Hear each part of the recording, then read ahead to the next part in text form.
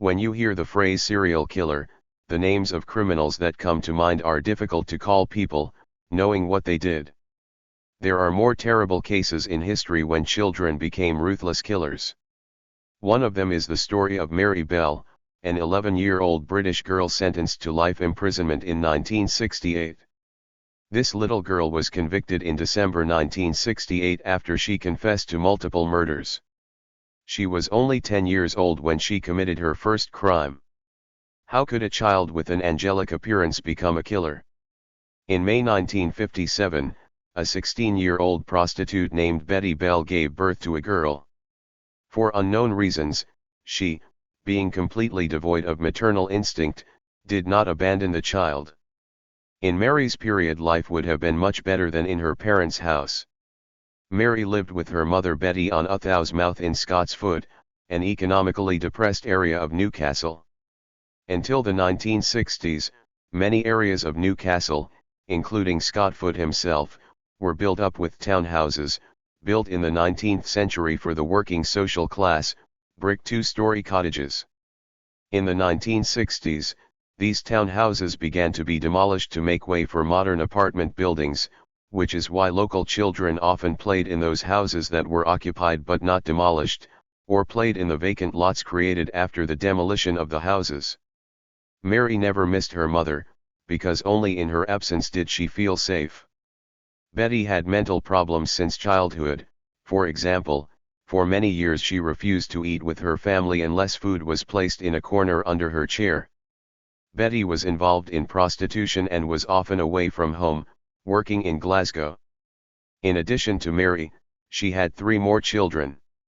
Mary was an unwanted child, and before her birth, Betty made an unsuccessful attempt to poison herself with pills. In Aunt Mary's case, Isa McCricket testified at her trial that during her early childhood, Mary was repeatedly injured in domestic accidents when left alone with her mother, which led relatives to believe that Betty was trying to kill her daughter, and trying to make Mary's death turn out to be an accident. One day, around 1960, Betty simply threw her daughter out of the first-floor window. One independent witness admitted that he saw Betty giving her daughter sleeping pills under the guise of candy. Another time, when Mary was still a baby, Betty sold her to a mentally unstable woman who could not have children of her own. Betty's other sister, Catherine, personally ran all over Newcastle until she found her niece and brought her home.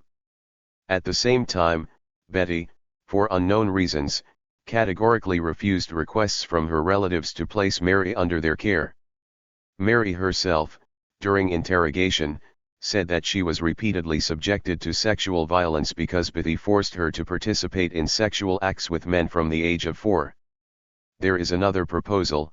The crazy mother suffered from Munchausen syndrome and wrote down her daughter's illnesses in order to attract the attention of others. However, it is known for certain what death looks like. The future killer learned at the age of 5, when her friend died before her eyes. Knowing about further events in the life of Mary Bell, we can assume that death did not frighten her, but, on the contrary, charmed her. Outwardly, Mary was very sweet, but neighbors and school teachers began to notice strange things about her even before she became a killer. The daughter of a prostitute, Betty, was withdrawn, aggressive and very simple, because these are not signs of a mental disorder. Marie studied at school, and there and at home Mary attacked other children, both girls and boys, whom she tried to strangle. She engaged in acts of vandalism and repeatedly exhibited signs of disturbing behavior, including sudden mood swings or chronic sleep incontinence.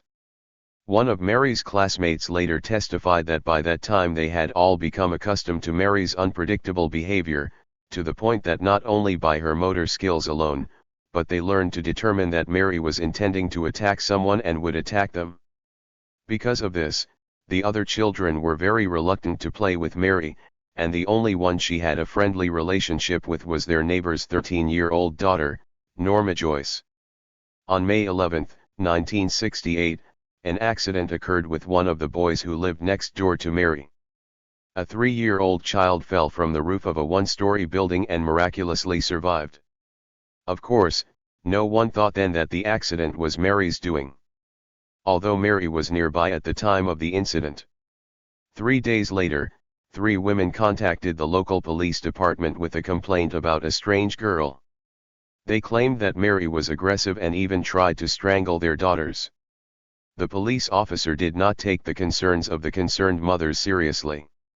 On May 25, the day before her birthday, Mary strangled 4-year-old Martin. It happened in an abandoned house. The witness to the murder was Norma Bell, Mary's namesake. She also became, to some extent, an accomplice in the crime. But it is believed that Norma Bell did not participate in this and was not even present. A local worker named John Hall arrived on the scene and attempted to resuscitate the child. But to no avail. Mary took it upon herself to find Martin's aunt and said that she knew where Martin was and that he was covered in blood due to the accident. The poor woman unwittingly followed her nephew's killer to the crime scene. The following days she was tormented by Mary and Norma, who asked about how sad the family was, whether his mother missed him, and in the end, Aunt Martina one day stopped opening the door for them. The child killer came up with a version that her friend came up with. Martin was beaten by unknown boys, as a result of which he died. True, this version confused the police a little. There were no signs of violence on the body of the deceased, and a bottle of sleeping pills lay next to him. Law enforcement officials decided that death was the result of an accident. A 4-year-old boy accidentally took sleeping pills. It happens to everyone. Very soon another strange thing happened, which was impossible not to pay attention to. On the day of Martin's funeral, Mary appeared at his house. The door was opened by an inconsolable mother. The girl said that she wanted to look at the deceased. The woman slammed the doors in her face, and soon forgot about the strange guest. The mother of the murdered boy remembered this incident only 2 months later, when the second terrible crime was committed. It is interesting that Mary and Norma did not particularly try to hide their guilt, once they even told the neighboring children that they were involved in Martin's death. This information reached adults, but they considered the girl's statement a manifestation of an unhealthy fantasy.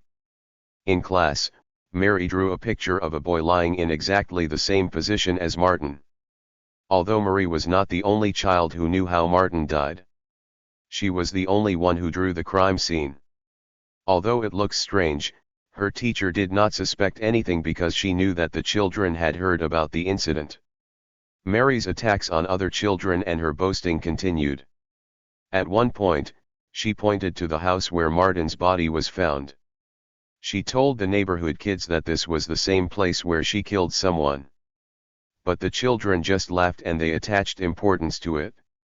On May 26, 1968, when Mary was 11 years old, she attacked Norma's younger sister. She behaved so cruelly and inappropriately that Norma's father had to kick her out of the house. She started to spiral out of control after Martin Brown's funeral. Mary, eager to be the center of attention, turned to her best friend Norma and viciously attacked her. She scratched her face and kicked her in the head. After finishing the attack, she said she was ready to kill again. The children who saw the attack ignored the threat, as Mary liked to overdramatize everything.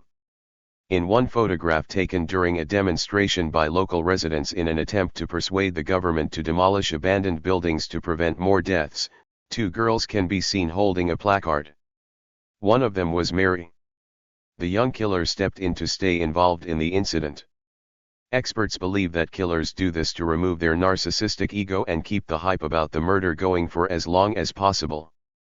Although no official criminal investigation began after Martin Brown's death. A doctor examining the body told officers it looked like a child had strangled him to death. Without any signs of violence, since the child's hands are much smaller and weaker than those of adults.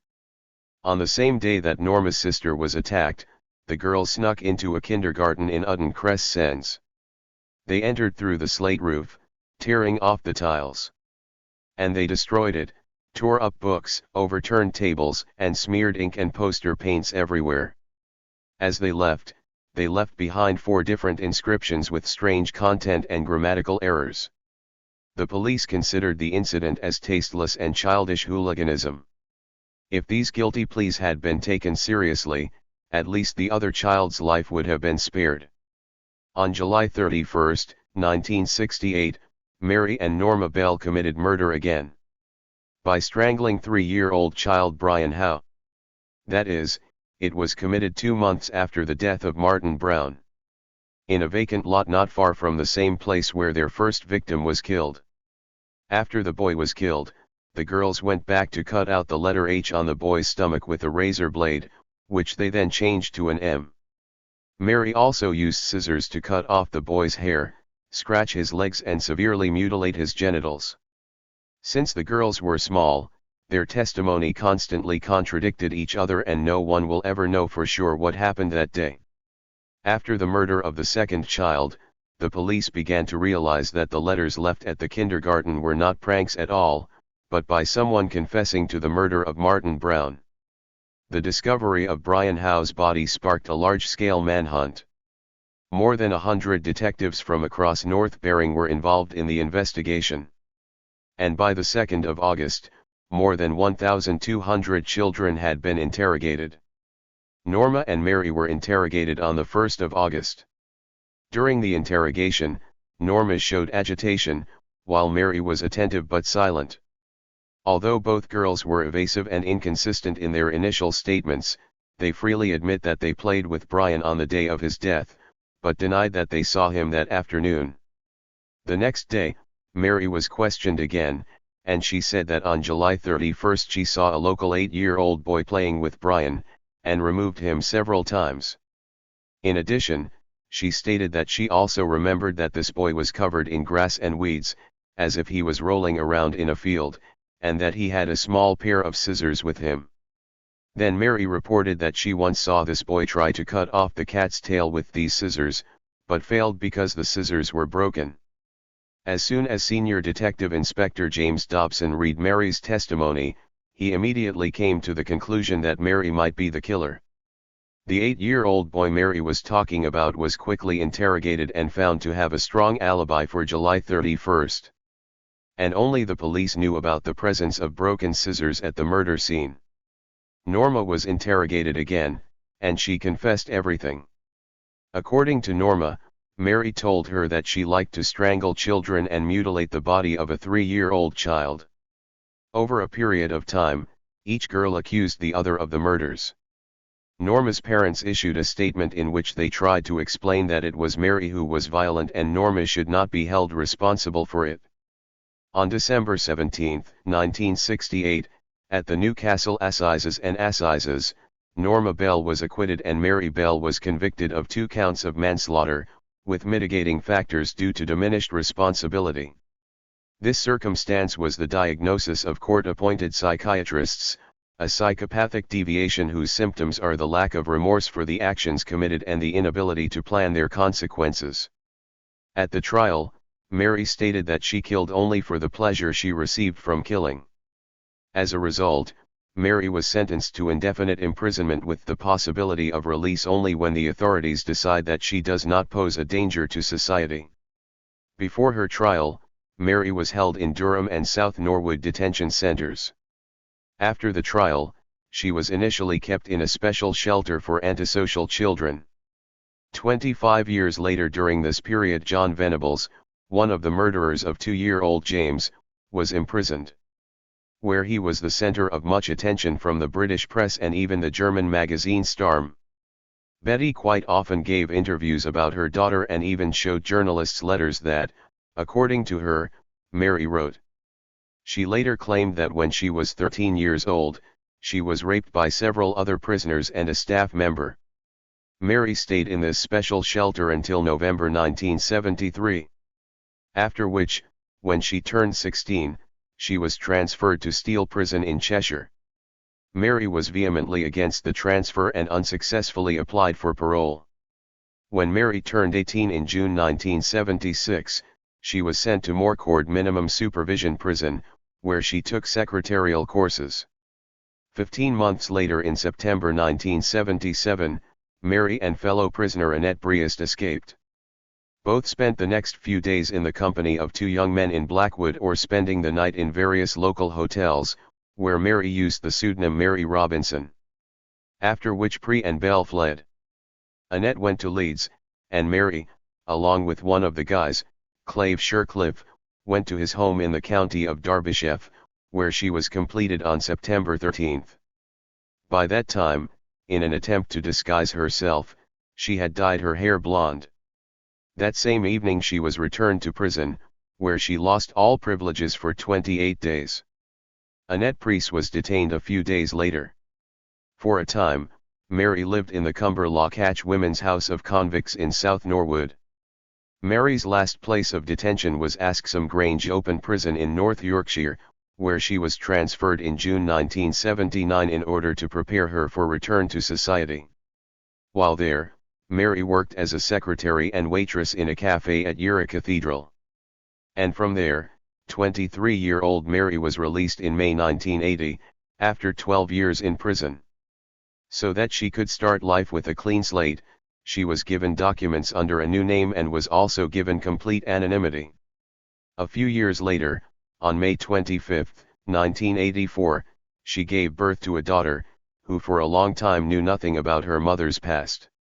However, in 1998, Mary Bell's residence was discovered by reporters in Sussex, after which mother and daughter, covering their heads with sheets, were forced to leave their home under the supervision of undercover police officers. The anonymity Mary received after her release was valid for the child, but was temporary. In connection with the original resolution, its validity period was limited to the period of minority, which means that after the girl turned 18, she had to be excluded from the program. However, on May 21, 2003, Mary won her case in the Supreme Court, which similarly granted her daughter a lifetime of anonymity. In January 2009, it was reported that Mary had given birth to a granddaughter who was similarly included in the lifelong anonymity program. Does Mary Bell deserve to live the rest of her days as a normal person, with a normal family, or should there be no forgiveness for the man who killed children? Please comment below, and as always, take care of yourselves and each other.